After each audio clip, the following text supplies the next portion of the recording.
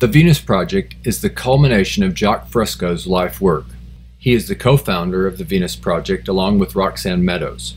Since his early childhood, he has searched for answers to our social dilemmas. The 1929 Great Depression was pivotal in pushing him to search for social alternatives. Unable to find an acceptable solution, he spent a lifetime working toward a cooperative social direction that's equitable to all, while protecting the environment. What do you think that is? I don't know which way. Somebody said a boat. Who said a boat? Yeah, over there. Okay, that's what it is. Now, tell me who this is.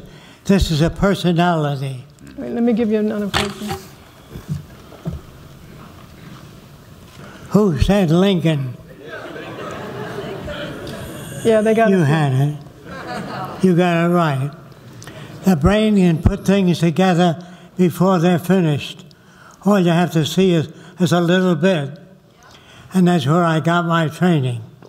On the island of Tuamotu, my teacher said that the male hasn't a natural behavior toward the female. I said, how do you know that? How do you know it isn't conditioned by society? She said, well, what else can it be? So when I got to Tuamotu, the people wore no clothing. It was tropical, and they wore no clothing. And the male of the island never stared at the female body. They always looked at the eyes of a female when they talked to them.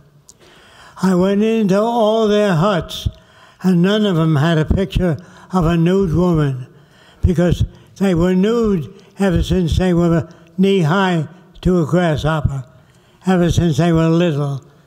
So they never looked at the female body. And there were no peeping toms on the island.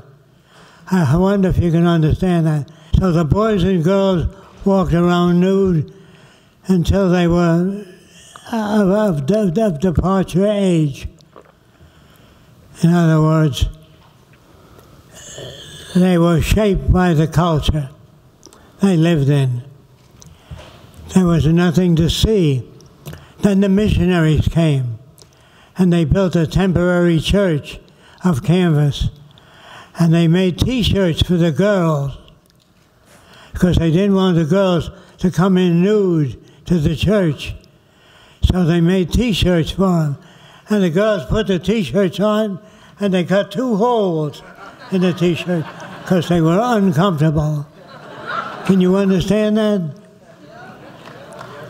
If everybody in America had a nose a foot long, you'd have surgery done so you look like everybody else. There's no such thing as beauty. If normal people had a pointed head and 2 horns, you'd fall in love with them. There's no such thing as beauty. This is made up by man. Man says that's a beautiful woman, and that woman is not too attractive. That's all a question of values, the way you're brought up. If you were brought up in the Arab world, it'd be normal for your daddy to have 4 wives, if he can afford it. And if he beat each one of them 3 times a day to teach them things, that would be normal to you. Do you understand? Yep. So whatever you see out there is normal. Normal to that culture. If you were brought up in China as a baby, you'd speak Chinese and walk like a Chinese girl, and you'd have your arms in your sleeves, and you'd bow like a Chinese. You wouldn't know anything American. So what you see, if you're brought up in France as a baby, you'd be a Frenchman. You speak only French if you're brought up as a baby, if you don't read any books or travel anywhere. So your environment shapes your behavior. If you ask an American Indian, tell him you can have anything you want, what do you want? He will never ask for a Mercedes. He will never ask for twin-engine Beechcraft because he doesn't know they exist. He will only ask for a bow and arrow that's straight. So people cannot reflect anything but the environment they're brought up in. Now, you're told that Beethoven was a great musician. If Beethoven or Bach were dropped by parachute over a headhunted village in the Amazon as a baby without any training, and you said, and you met him when he was 30 years old, say, what do you do? He said, I'm a headhunter. He wouldn't have written any of his symphonies. Do you understand that? That's where people get their ideas. They do not come from outer space and into the head. A man doesn't sit down and say, I'm going to make a shovel, or I'm going to make a movie camera, or I'm going to make a camera. Somewhere in the line of his life, he experienced that. They used to make houses out of mud in the Holy Land, but they had no windows, no glass for windows, so it was very dark in there. So they made a hole in the mud. The minute they made a hole in the mud, the outside scenery was projected on the wall upside down. And they called it the House of Virtual Images. And they charged 2 pieces of silver for you to see the upside down world. They didn't know what made it happen, but that's what made it happen. That's where the box camera came from. And somebody said, well, Tesla invented the wireless. How can a man sit down and say, I'm going to make a wireless, or I'm going to make an electric light? He can't do that. He sees something in nature, and this is what he saw. When you bought electric wire from an electric company, they wrapped it around a cardboard tube, and you took that wire home. But sometimes the wire was broken, so they ran an electric current through the coil to make sure it wasn't broken. If there was a coil nearby, this activated coil induced a current in the stationary coil that was laying on the table. It wasn't even connected. That's where Tesla got the idea for the wireless. He didn't think about it. He didn't say, I'm going to make a wireless.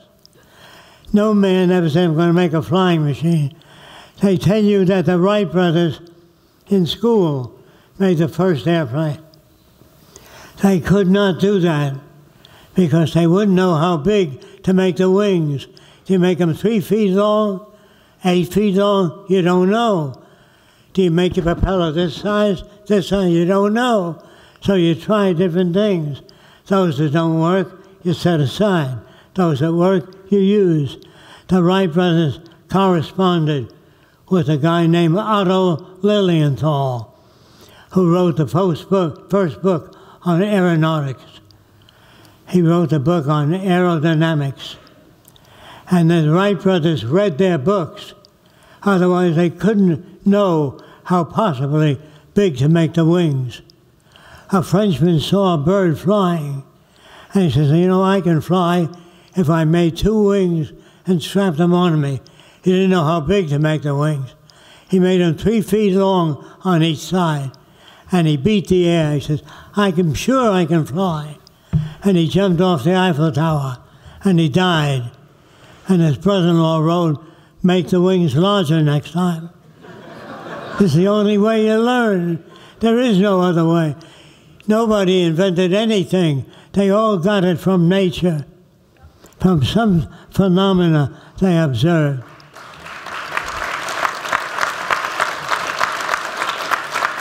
And I wanted you to know you are all equivalent to Leonardo da Vinci if you're brought up to be creative.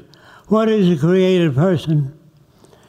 They say, well, it's inborn. It's not inborn. There's nothing inborn. A male says to another male, hey, look at that chick. She's well stacked. That's where the men get the ideas from, other men. They're not born that way. You're not born anyway. If you're raised by 3 effeminate women, that use their hands when they talk. Oh, did I see a gorgeous hat? The boy raised by 3 women that are very feminine will behave just like a woman. Exactly.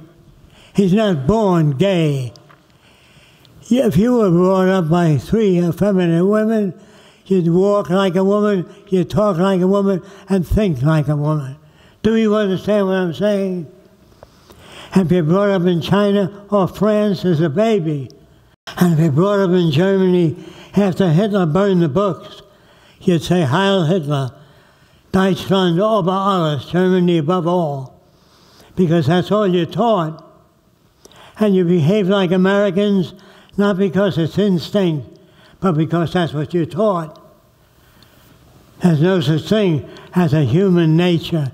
They tell you, well, it's human nature. There's no such thing.